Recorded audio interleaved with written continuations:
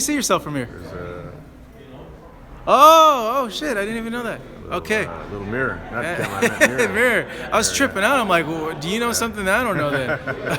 All right, so we're live now with Tom Loeffler, the head of K2 Promotions here in Los Angeles. Media training today. Aztec Gym for Salido Roman. All right, Tom. This fight, man. It's Eric Gomez says it's gonna be like Rambo the movie. Because I would imagine all the blood that's happening and all that. Like Terminator. This is going to be non-stop action. 10 rounds of non-stop action.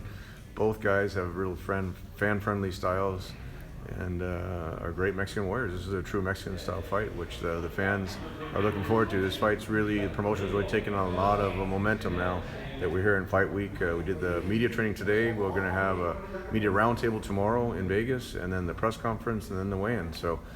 Not only this fight, but then we got Tevin Farmer versus Ogawa for a vacant IBF title, and then Stephen Smith is fighting.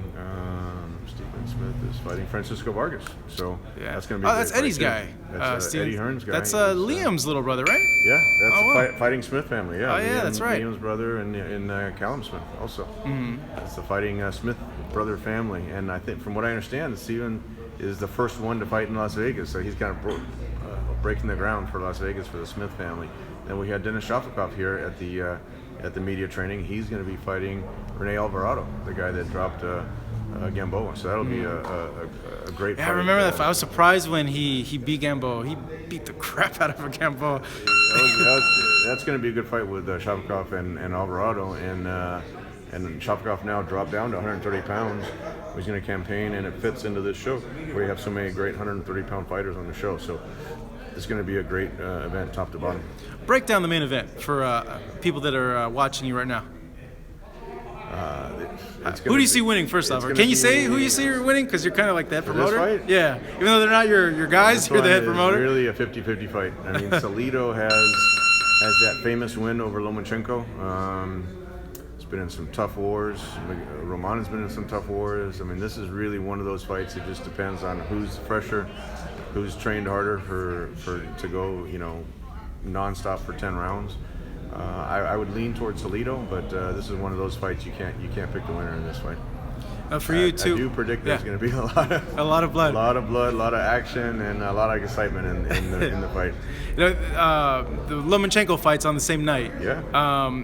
Is there like a time difference or intertwined on the same? Yeah, I know, right? Same night. It follows him for some reason, Salido. It continues that the story as far as ESPN goes on earlier. The HBO tripleheader starts at 7:30 Vegas time, 10:30 New York time. And so by the time the main event will be in, Lomachenko will be before Salido Roman. Perfect. So that's good for the boxing fans. Yeah, it is, because I know, like, TV. I don't know. Like me personally, I just hate having to switch back and forth when fights are happening. I agree. At the same I know time. a lot of people that are coming to Vegas and they'll be streaming the ESPN fights on the app. I mean, the theater sold out in New York. So we encourage all the fans to come up to Vegas, and both shows are great shows, and it wasn't intentionally. I don't think HBO put it intentionally on the same night because the last date is the 16th, so this was the only open date they had for this fight. So it wound up working okay, and we're excited of coming back to Mandalay Bay. We haven't done a show there for a long time. We did. A lot of Klitschko fights there. Vitali Klitschko fought Danny Williams there. That was a long time ago. Vladimir fought Charles Schuford there. Vladimir fought Lehman Brewster there. And Obakar fought Oscar De La Hoya there in Mandalay. So we have a lot of history at Mandalay Bay, and we're excited to come back, especially since it was Triple G's host hotel when he fought Canelo in Las Vegas. So it's kind of a tribute to the arena, to the resort, after the tragic incident that they had there. Triple G is going to be up there in Las Vegas for all the fans. So tell everyone that's watching, they will get a chance to see Gennady. He will be up there in the arena. We'll be doing a meet and greet for the first responders there from the shooting incident. But you're doing that together with Mandalay Bay. That'll be on a Friday night. But it's just going to be a fun weekend overall. Cecilia Brækhus, the only undisputed fighter in the sport of boxing, she's going to be up there. I understand from Zanfer, Juan Manuel Marquez is supposed to come up. Juan Francisco Estrada is supposed to come up, and fighting on the Superfly. He's in the main event on the Superfly show, February 24th at the Forum. So it's gonna be a fun weekend in Vegas. Man, you just said so many like names that like can't keep them straight. Yeah, I can't keep them straight. But it's like there's a lot of stuff I want to talk to you about too. And but Munguia's going to be up there too. He's the guy a lot of people are talking about. A fighter from Mexico. A lot of people are talking about. He's going to be the first fight on the HBO Latino show. So a lot of people are excited to see him also. How's Vladimir doing? Vladimir's doing good. Yeah, he's enjoying his retirement. You know, he has his daughter that he's taking care of, and he's enjoying family life. You know, so. You know, everything that I can tell, all the texts that we communicate with, you know, it was a tough decision for him, not because he was so close to winning that Joshua fight. When he had him hurt, I really thought he was going to get him. When he had him hurt, and you could see Joshua was getting tired and was breathing hard. But then you got to give AJ a lot of credit. He came back and really showed the heart of a champion. But I thought Vladimir really had a good chance to get him in the rematch. But you know, he's the one going through the training and getting in the ring, so you got to respect his decision. But you know, he's seems like he's really enjoying the fruits of his labor now that he's had such a historic run at the heavyweight division. Did he tell you like the specific reason as to why he decided? Not really. I think it was just kind of a combination. I mean, it was really odd. You know, we were talking to Eddie Hearn. We were already ordering his gloves and oh wow, so it got to training that camp ready. Yeah, oh, and wow. then it just you know, he spoke to his manager Byrne and said, you know, he wasn't gonna go through with the rematch. So I think it was one of those 50-50 fights, not fights, so 50-50 decisions where he kept going back and forth. He asked me like 3 different times what I thought, and I kept What'd you tell him? I thought he should do it. I thought he was so close to beating Joshua the first time, and a lot of people forget he was off for so long because after he lost to Fury, you know, we were trying to do the Fury rematch, and that got postponed so many different times, and then Vladimir was out for almost 2 years, and then to go, you know, 2 years and go straight in with a young lion like Joshua. You know, I thought the rematch, Vladimir would have been in a better position, you know, sharper with his speed and his timing. But you know, when he landed that big right hand against Joshua, you know, I mean, that was a big statement for the last fight of his career. So, like me, usually I don't like jump out of my seat during fights. That was the first fight. That was a jump out of your seat heavyweight. That was the first fight in a long time that I was like, I was going in like front of crazy. 90,000 people at Wembley Stadium. And Vitali, Bernie Barmasol told me today, Vitali got nominated into the Hall of Fame, Boxing Hall of Fame. Oh yeah, and he'll get in. Yeah. Did you hear the interview that he did with us? He said that he thinks he'd beat Anthony and that he does want to come back, but he can't because he's mayor. But you could never underestimate Vitali Klitschko in his heart. I mean, he was a guy that after 4 years being out of the ring because he had back surgery, his shoulder, his knee, he had so many injuries, and he just took off 4 years, and then you know he had that itch to come back, and he went straight back into getting his title back against Sam Peter, against the existing champion. You know, some guys say they have ring rust after 1 year not fighting. Vitali, after 4 years, went straight back in, beat the existing heavyweight champion by knockout, and you know, we have so much respect for Vitali, what he's accomplished in the ring, and just his heart in the ring, and what he's doing really outside the ring now for the city of Kiev as the mayor of Kiev. A lot of people said that if that was Vitali that had hit him in that 6th round, that he would have put him out. You know, that's hard to say.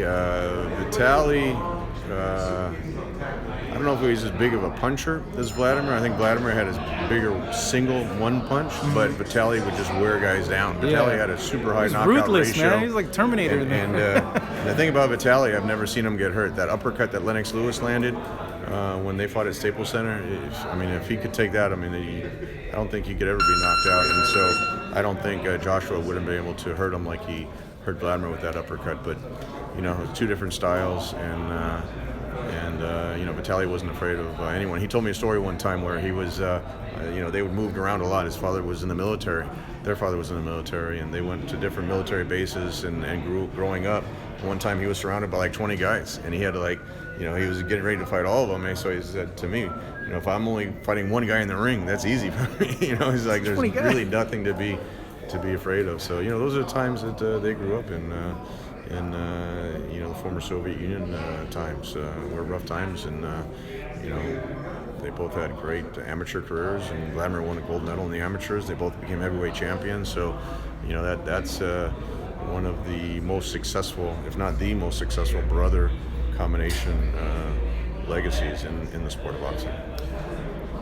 You know who also fought multiple guys? Which I saw the training footage and I was like, what the heck? Lomachenko. His dad would put 3-4 guys in there in the with ring? him. Yeah, in the ring. A little bit different in the ring than on a military. Yeah, base, no, on the military. Yeah, way different. It's still fighting guys, coming from different, punching different angles and things like that. But you gotta have respect for those guys. You knowing boxing so much, what do you make of that matchup, the Lomachenko? Like, who are you picking? Like, who gets the favorite in that?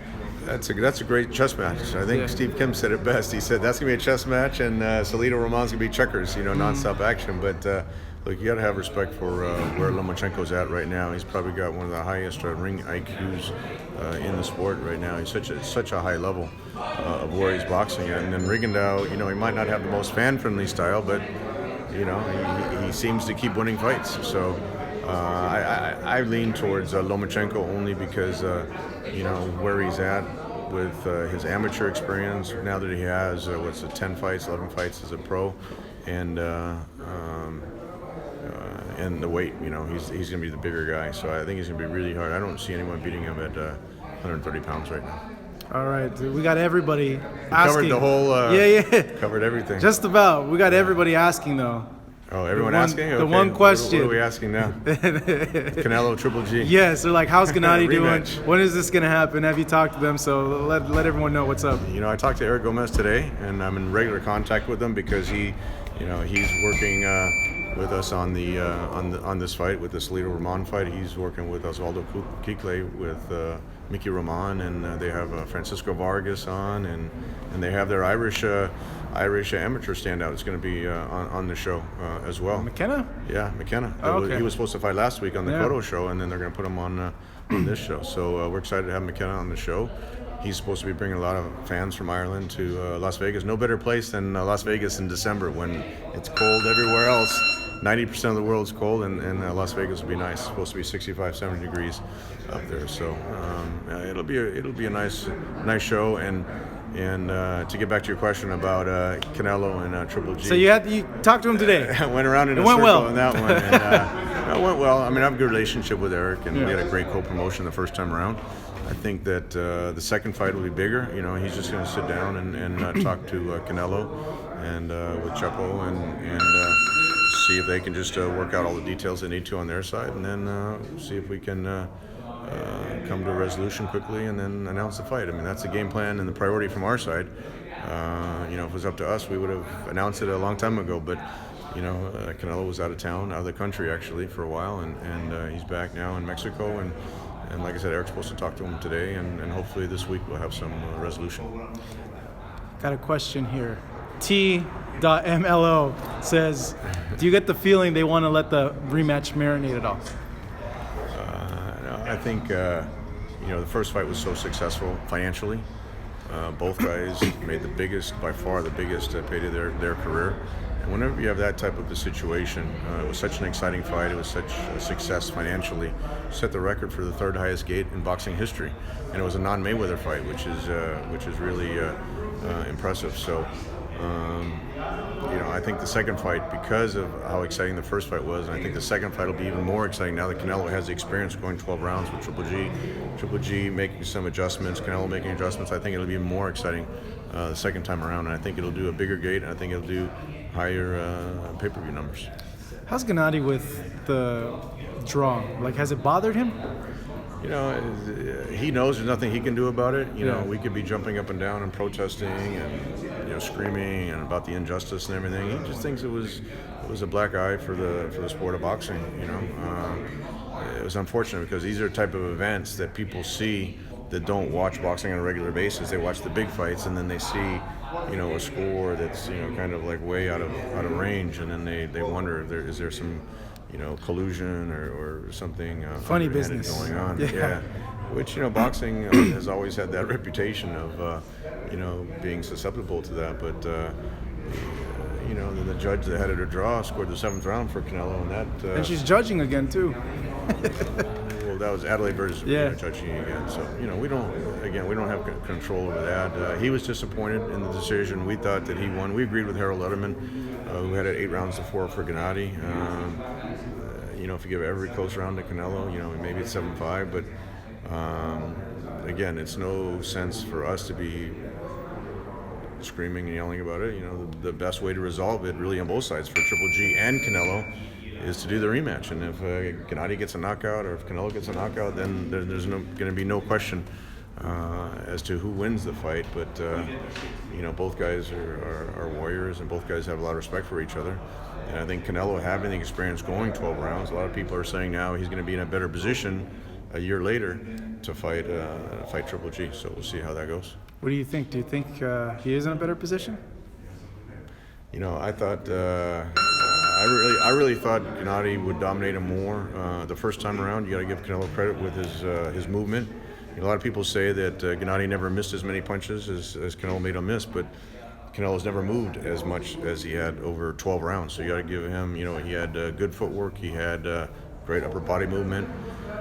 He fought in spurts, but like I said, I think both guys will make adjustments. I think you got to give with Canelo going 12 rounds. He's only the second person ever to go 12 rounds with Danny with Jacobs and Canelo, along with Danny Jacobs, right? So Gennady was able to put down Danny in one of the rounds. I think it was the fourth round, and he wasn't able to do that with Canelo. So I think he learned a lot in that fight. And Gennady, you know, with Canelo's speed, you know, is going to have to make adjustments as well. That's why I think the rematch is going to be even bigger than the first fight.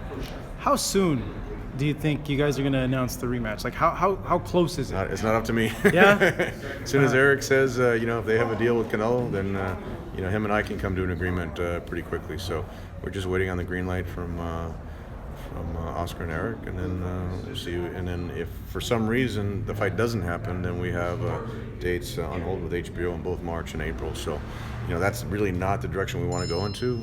The priority for our side is a rematch with Canelo, but, you know, if we can't make the fight happen, then we always have to have backup options. Who are the backup option for potential rivals? Because know, they're saying maybe if the fight doesn't happen, Lemieux Saunders might end up fighting Canelo. Yeah, you know, again, we at that point we just try to make the best fight that's out there. You know, right now, until Canelo says he's not going to do the rematch, there's no sense in me really talking about other opponents. You know, and naturally I have you know, discussions just to see the interest level, see what arenas are available and the dates. But you know, still the priority and the focus is fighting Canelo. Vegas again? You think? Very likely. You know, Madison Square Garden is very interested. This is one shot. I don't think they ever had a shot for any of the Mayweather fights, you know, or the big events or the Pacquiao fights. But Gennady's fought there, I think now 6 or 7 times, and he really likes it at the Garden. He has a huge fan base there. Canelo has a huge fan base wherever he goes. So if we could do it in New York, if we could do it in Texas. Texas would be crazy because I could see you guys filling that out like 50,000. 100,000. How's 100,000? Yeah, the whole arena. Yeah. Well, if you got 50,000 for Liam, that's what I'm saying. So you got to add like a couple tens of thousands more. 51,000 against Liam Smith. Yeah. And so with Gennady and his fan base, I mean, that would make it even bigger. So I think we would sell out 100,000 people at Cowboy Stadium, or, you know, or in Vegas. You know, Vegas when you can do the third highest gate in history. It's a big argument going back to Vegas. So, you know, we'll see what's the best situation. But first step is we need to have the agreement with the fight first, and then, you know, Eric and I'll sit down and see which venue makes the most sense. But the good thing about this type of fight is that there's so many places that want to host the fight that it makes sense wherever we go. Regardless of which, when does Gennady go back in camp?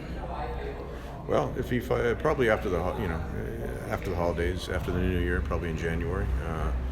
But you know, he fights in March, maybe a little bit earlier. If it's April or May, then probably start in January.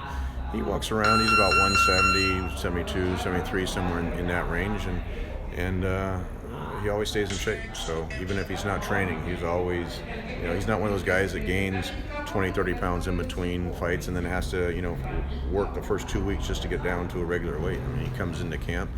And whenever we do the WBC 30-day weigh-ins, he's always around between 64 and 67, you know, maybe 68. So he's always walks around close to his fighting weight. Steve Salvador wants to know, is Ryan going to get a title shot next? Ryan Martin? Yeah. He's one of those top 10 rated guys that I think he's ready for a title fight. I think probably 2018, end of 2018, beginning 2019. I could easily see him getting a title fight, just depending on he's supposed to fight beginning of next year, 2018. He actually, a lot of people didn't realize he broke his finger in that last fight against Rojo. That was a good fight. That was a very competitive fight, and you got to give Rojo a lot of credit in that fight. But so we're waiting for his finger to heal, and then he'll probably fight sometime beginning of 2018.